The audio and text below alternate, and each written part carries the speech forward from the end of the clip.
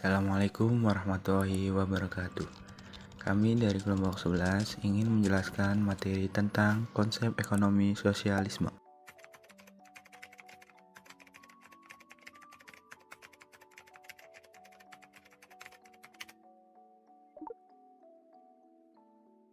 Yang pertama ada definisi ekonomi sosialisme. Sistem ekonomi sosialisme adalah sistem ekonomi yang diatur sepenuhnya oleh negara. Sistem ekonomi sosialis biasa disebut juga dengan sistem ekonomi yang terpusat, karena segala sesuatunya harus diatur oleh negara dan juga dikomandokan dari pusat. Sistem perekonomian sosialis merupakan sistem perekonomian yang menginginkan kemakmuran dari masyarakatnya dan terlaksana merata, sehingga tidak ada lagi penindasan ekonomi yang terjadi. Ciri-ciri sistem ekonomi sosialis yaitu lebih mengutamakan kebersamaan atau kolektivitas. Pemerintah memiliki peran sangat besar. Sifat manusia dalam sistem ini ditentukan oleh pola produksi. Hak milik individu tidak diakui. Sistem ekonomi sosialis memiliki beberapa ciri khas yang membedakannya dari sistem ekonomi lainnya. Beberapa ciri sistem ekonomi sosialis: yang pertama ada negara sangat berkuasa dalam pemilihan bersama atau kolektivitas semua faktor produksi. Yang kedua ada produksi dilakukan sesuai dengan kebutuhan. Terus yang terakhir ada perencanaan ekonomi. Konsep ekonomi sosialisme. Istilah sosialisme muncul pertama kali di Prancis sekitar tahun 1830. Sosialisme secara etimologi berasal dari bahasa Prancis. Sosial memiliki arti kemasyarakatan. Ekonomi sosialis merupakan sistem ekonomi dengan pemerintah suatu negara yang menjadi pusat pengendali ekonomi negara.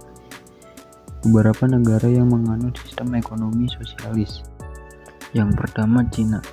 Cina cenderung menjadi salah satu negara penganut sistem perekonomian sosialis yang sukses. Dapat dilihat bahwa mereka tetap mampu bersaing di dunia dengan hasil produksi mereka sendiri.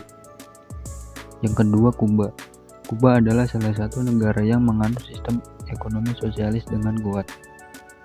Yang ketiga, Korea Utara.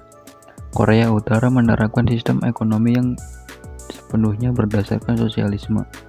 Yang keempat, Vietnam.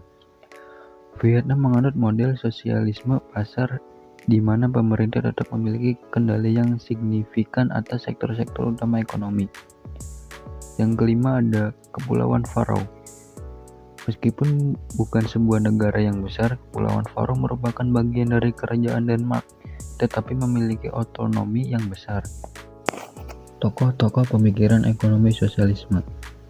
Yang pertama, Robert Owen. Robert Owen merupakan seorang tokoh awal pemikiran sosialisme modern besar pada abad ke-19. Ketika umur 29 tahun, Robert bekerja sebagai karyawan pabrik. Yang kedua ada Saint-Simon. Saint-Simon adalah seorang ahli teori dan pengusaha politik, ekonomi, dan sosialis Prancis yang pemikirannya mempunyai pengaruh besar terhadap politik ekonomi. Yang ketiga, Fourier. Fourier merupakan tokoh sosialis pertama di Eropa. Dia mendukung pemikiran sosialisme ketika terlihat perbedaan para lingkup ekonomi antara kaum kapitalis dan tenaga kerja atau buruh. Yang keempat, Louis Blanc. Louis Blanc merupakan tokoh revolusioner sekaligus pendukung dan perancang terjadi revolusi Prancis. Yang kelima, Karl Marx. Karl Marx adalah seorang filsuf ekonomi, ahli teori politik, sejarawan, sosiologi, jurnalis, dan sosialis revolusioner kelahiran Jerman.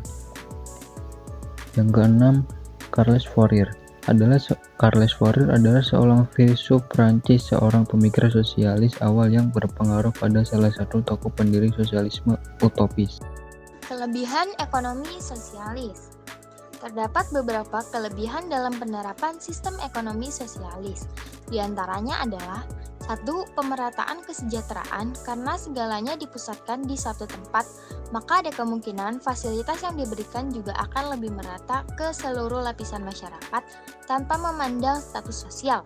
2. Tidak ada eksploitasi buruh yang terjadi karena pelaku bisnis tidak akan semena-mena karena ada batasan yang telah diatur oleh pemerintah. 3. Tidak ada kesenjangan sosial dikarenakan sistem sosial yang diatur oleh negara. 4. Inflasi dapat ditangani karena pemerintah dapat mengatur kebijakan untuk menghindari inflasi. Yang kelima, meminimalisir eksploitasi sumber daya alam. Karena kontrol dari pemerintah yang ketat, eksploitasi sumber daya alam kemungkinan kecil akan terjadi karena pelaku bisnis tidak seenaknya sendiri mengolah sumber daya alam. Selain memiliki banyak kelebihan, ekonomi sosialis juga memiliki kelemahan, seperti 1. Tidak adanya persaingan pasar, karena masyarakat tidak mempunyai jiwa persaingan. Yang kedua, masyarakat tidak berinovasi karena sudah terbiasa dengan aturan dari pemerintah. Masyarakat cenderung akan merasa nyaman dengan apa yang sudah ada dan tidak ada pendorong untuk berinovasi dalam menggerakkan roda ekonomi. Yang ketiga, pertumbuhan ekonomi berjalan lambat karena pemerintah menjadi satu-satunya yang menjadi pelaku pasar.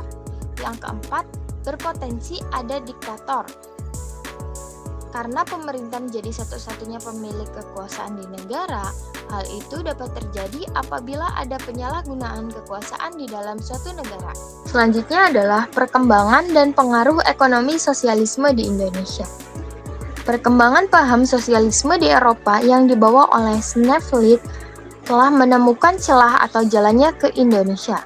Pemikiran-pemikiran dari bangsa Indonesia telah dikuasai oleh propaganda sosialis militan pada masa pemerintahan Belanda. Gerakan sosialisme di Indonesia bertujuan untuk mendorong demi terciptanya kesejahteraan dan kemakmuran bersama, baik secara spiritual dan material, yang mampu membagi rata.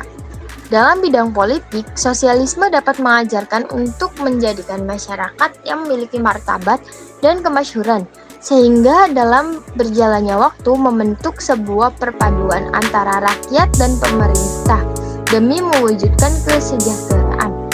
Sosialisme bidang ekonomi mendorong terciptanya sebuah tatanan dan sistem perekonomian negara. Dalam perkembangannya, sosialisme di Indonesia bergerak dan berusaha membentuk keselarasan antara milik bersama dan individu. Sosialis Indonesia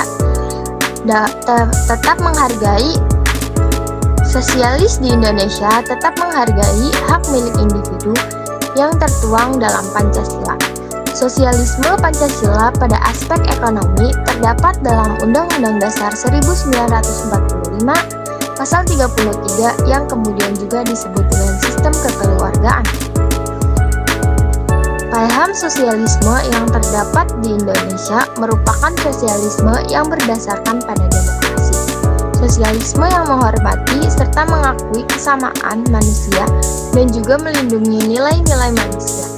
Hal ini merupakan hakikat dari sosialisme yang diungkapkan oleh Marx, bahwa sosialisme adalah suatu masyarakat yang memberikan ruang untuk aktualisasi esensi manusia.